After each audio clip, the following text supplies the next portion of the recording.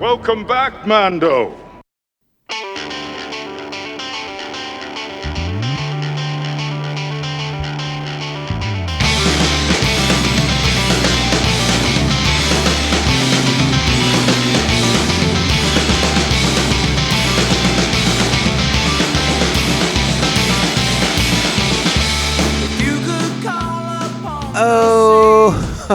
Oh, greetings, Bucketheads. Mavar Tagar.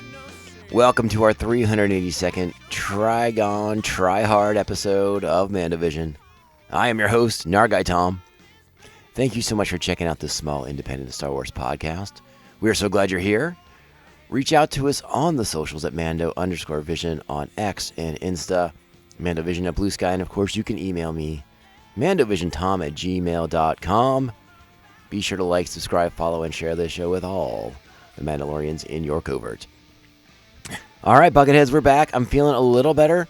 Still have some congestion, but the show must go on, and we just roll with it. So, again, you may have noticed like a lot of I tried hard to make it not noticeable, but if you notice a lot of cuts and things in last week's episodes because I was having a coughing fit or a sniffling fit or something along those lines. So we did our best. We played through the pain, and we got one in the books. Was it a W? I think it was a W. Not our best W, but it was a W. All right, but yeah, we're back, and we're talking about Droids, the animated series from the 80s, a trip down memory lane for myself, and it has inspired a lot of droid-based activities on my part. I think I know where my actual physical comic books are, but for the sake of not having to, pour through long box after long box of comic books, I've been snapping up some of the original Droids comic books. Now, I haven't done the Marvel series from that was sort of like running parallel to the show. I will be looking into those, and we will have that discussion at some point. But I started to reacclimate myself, refamiliarize myself with the Droids miniseries that they did at Dark Horse in around 1994. And that first miniseries has a very similar... It's very similar in structure to what we see in the animated series. So I think in a lot of ways it's sort of a spiritual continuation, a spiritual successor to this animated show. But it's got its ups and downs, and we'll talk about that more as I sort of finish reading those. We'll talk a little bit about those, kind of tie it into our Droids rewatch here on the show. But yeah, you guys know how much I love Droids. I suspect this show may have a lot to do with it, maybe subconsciously even, because I couldn't even begin to tell you like the deep-rooted psychology of why I've always been a Droid proponent, and why while for many Star Wars fans, like the Droids episodes of shows, of Droid-centric episodes of Clone Wars and Rebels and things like that, annoyed much of the viewing audience, they were always episodes that I enjoyed. So, I think there's a lot of things you can tell with stories about Droids. There's a lot of parallels that you can make to things in real life and in current society, things like that. I think Droids are a wonderful vehicle for telling stories about humanity in a lot of senses, and maybe that's one reason why I think they're such interesting beings in the Star Wars galaxy. Also, they just look cool. I mean, let's just be honest. Droids are cool. They just have a cool look. Most of the droids that we see are pretty darn cool looking, and they're fun. But yeah, let's go ahead. I don't see any reason why we should hesitate, because there's not a lot of Star Wars news going on right now. I know there's some more footage that's gone out there for the new Star Wars, Galactic Racer video game that's coming out in the fall. I think we're all excited about it, but what am I going to do? Talk to you about footage I saw on the internet? Whatever. It looks cool. That's all I'm going to say. So let's go ahead and get into Droids.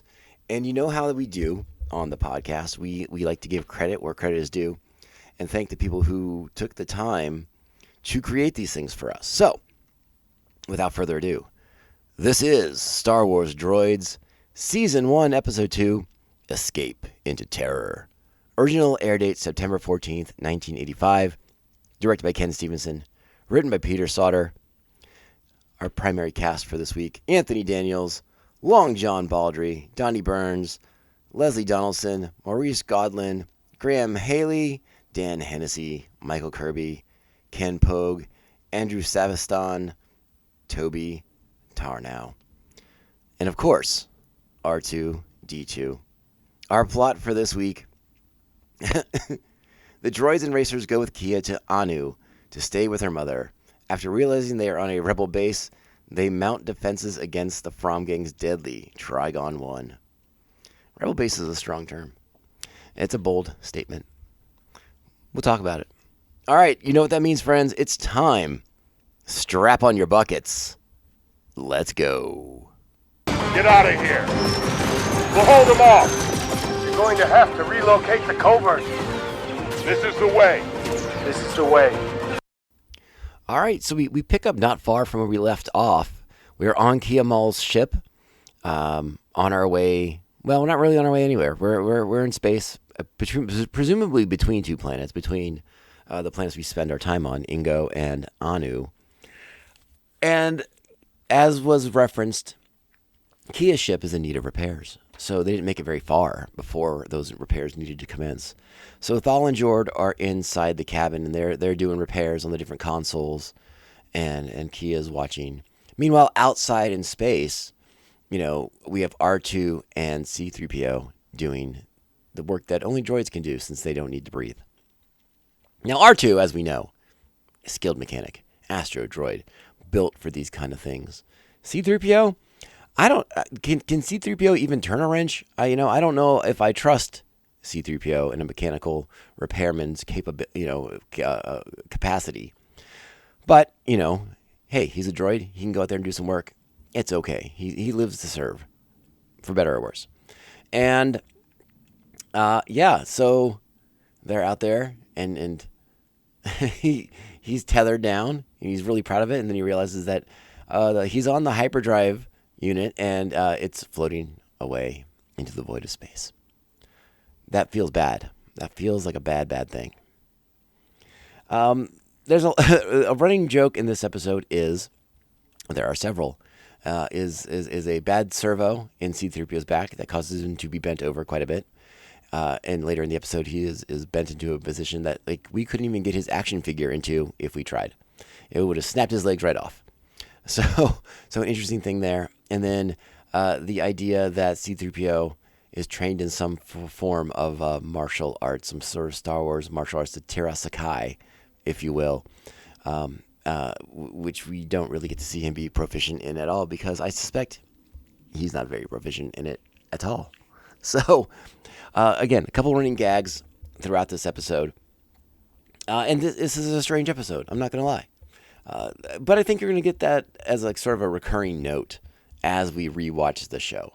Strange show. Some moments of interest, I suppose. But otherwise, yeah, just a trip down memory lane, and just sort of a glimpse of what's, what this show really is a fun peekaboo, looking back in time when Star Wars wasn't what it is now, which is sort of like this ongoing, unending monster of intellectual property. Star Wars was still George Lucas's baby, and it was a lot smaller in scope and scale, and you had to fight for every breath of airtime that you got. Sure, I bet Lucas had a good relationship with ABC and what would and Disney and all these people and stuff like that, but there was no assurances that Star Wars was going to go on. So it's a fun look back to see a time when Star Wars was only meant something to, while it still meant a lot to a lot of people, it was not nearly as big as it is these days. But that's because fandom has become popularized. Fandom has become weaponized. Especially now that the corporations own all the fandoms. But that's a different podcast. Let's get back to this episode. So the droids come back into the ship. Again, we have the gag with C-3PO servo, the martial arts thing. But more importantly, for me, the next scene, Kia, not super bummed. I would be a lot more upset if my hyperdrive unit was floating away in space. But she's like, oh, no worries. We'll just go to my mom's house and she'll hook it up for us. And it's like, what? That's crazy. Your mom just has hyperdrive units laying around. That's of note. So interesting. Meanwhile, on the planet Anu, we meet Size From, the head of the From gang. Not too stoked on what his son Tig got up to in last week's episode. Not too stoked that these interlopers with a girl and 2 droids know the location of their secret base. And they find out that they've been sighted on Anu. So our heroes are at the station. They're getting processed. And actually, of note in this episode is there's a separate line for humans and for droids. And C-3PO even says, that's segregation, friends. Yes, C-3PO points out the inequities of the Star Wars galaxy, that they are being treated as separate beings from the humans, from the organic life forms, if you will. And again, it's a small throwaway line, but I mean, it's kind of profound at the time because, again, we didn't get into a lot of these things in the first Star Wars films. It's hinted at. It's there, just like the politics of Star Wars has always been there, but it's kind of low key. You kind of dig beneath the surface. But the sort of racism against droids is legitimate, and we see that with the From gang, right? Like Tig From is all about droids, but his father and Vlix, they don't like droids at all. So discrimination, it's real. It's in Star Wars, and droids actually talking about it maybe a little bit more than I thought they would have. Meanwhile, but we also have droid on droid violence, which I'm not a fan of. A droid cuts the line, and angers R2, and R2's tirade gets C-3PO blasted with something that gives him a black sooty appearance, and that's when they notice the From gang in that sort of bureaucratic registration building and customs. I don't know. And R2 goes crazy, causes a distraction.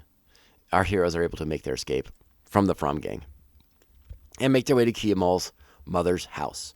This is Dina Mall, and she looks loaded. She looks like she's well-to-do, fancy lady. Just apparently keeps hyperdrives all over her house, just sitting there for the taking. Or maybe Kia has a bad habit of losing hyperdrives, so her mom has to keep them plentiful, because Kia just loses them all over the star system. You never know. Anywho, through some poking and prodding, R2 and C-3PO discover something that looks a lot like the Rebel base. It's like a secret communications layer in Kia Mall's mother's house. Again, Dina Mall. And again, for the first time we're hearing the Rebels being thrown around, because we haven't seen any sort of Imperial presence yet in the show. Again, we are strongly encouraged that this does take place before Episode 4, and that would sort of support that. But again, the Rebel Alliance was a small thing at that point, and it was not an alliance. It was just cells. But again, Star Wars back in 1985 didn't know these things. We didn't know the breadth and scope of the Rebels at the time. So these are sort of continuity errors that we have to allow, and we have to sort of give a little wink to, because it is what it is. There wasn't a structure for before Episode 4 just yet. We didn't know, so we allow it and we move on. But it turns out that Dina Mall has an interest in what the From gang has been up to on Ingo, and that's why Kia was there in the first place. Dina Mall sent Kia there to find the hidden base and learn about the Trigon. They know about the Trigon. The word got out. They figured it out somehow. And Kia was sent there to destroy it, to destabilize the From gang and the other gangs in the star system. Again, we're not talking about the galaxy here at this point. Everything seems to be focused very much in this star system, and that's okay. So, what happens next? The From gang, they know where Thal and was it Jahad? No, Jord. Sorry. Thal and Jord are staying, and Size From, again, Daddy From, sends an assassin droid to kill Thal. He gasses him. Doesn't quite work out, but Thal's not doing great. And that's when they realize, this is when Dina Maul explains everything with the Trigon, right? That you stumbled across this hidden base. The Froms are trying to keep it secret. They got this giant weapon there. And now you guys know you're targets.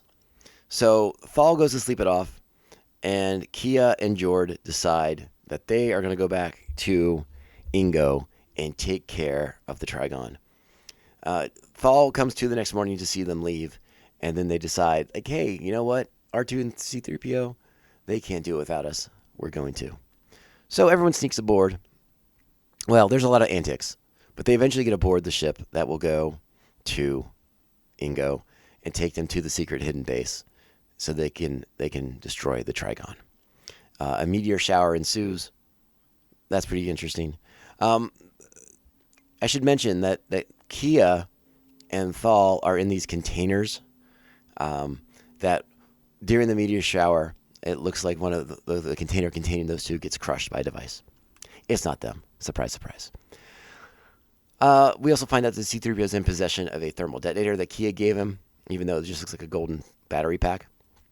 But hey, it is what it is. Thermal detonator. There we go. Didn't look at the one from Return of the Jedi, but that's okay. That's okay. And again, another little anomaly in the show, like I mentioned last week too. It is sort of funny to hear Star Wars sound effects being used for different ships and different vehicles and things in the series. So that's sort of a fun little Easter eggy thing to pay attention to when you rewatch these. All right, but eventually we make our way back to Ingo, back to the secret base, to the Trigon itself. Everyone's there. Vlix, Tig, Size From, all of them are there. And they're like, hey, listen, the Trigon's it's ready to go. We're going to rock and roll this thing. And then Flix is like, don't worry, I saw these people in the hallway, and like these droids are bringing these special parts that you guys ordered for the thing. He's like, what parts, bro? And that's when calamity once again ensues. And our heroes, it's not just, even though that thermal detonator gets activated, when some mean guards play keep away from the C-3PO, that thermal detonator is going to go off. And it's not going to matter that much because our friends are going to steal the Trigon. And they do. And Size From is not happy. No, because they make their way. They make their escape. They get away. Size tells Tig that he will start over again, but without him. And they go away. And Key has a plan to use the Trigon against the other gangs of the system. And Thal's like, no, we can't do that. That's too much power for any one person or people to have. We must stick to the plan and destroy the Trigon. We don't actually see them destroy the Trigon, though. No, sir, not so fast. But that is where the episode ends. And again, more hijinks, more references back to to C-3PO and his martial arts adventures, his martial arts skills, his hot take on fighting for freedom, all the things, and of course his bad servos that get him bent over in weird, strange positions. But that is our episode, friends, and quite an episode it is. I don't know why. 6 buckets sounds about right for this one. Interesting things, interesting notes, interesting observations. It feels like this puts a little bit of a bow on the From gang and everything, but I think there's more to do with him in the next episode. I could be mistaken about that. We will have to wait and see.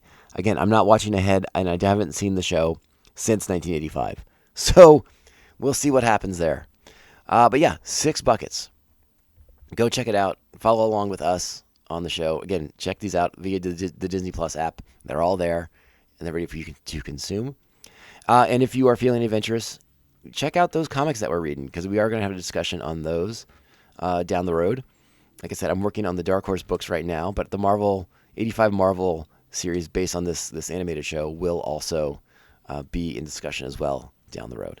So keep those things in mind. We're going to stay tuned for any new breaking Star Wars news, any new things that come out of Lucasfilm or Disney or whatnot. Otherwise, I hope everyone's having a great summer. Hope you've made it to, if you're traveling, I hope you've made it to your places safely. If you're going to Disneyland or Disney World, I hope you're having a good Star Wars time at those places. And while you're there, remember what we say on the podcast. Go out, be great Star Wars fans, kind, supportive, respectful, patient, tolerant, understanding, and awesome. And we'll be back next week to talk about the next episode of Star Wars Droids.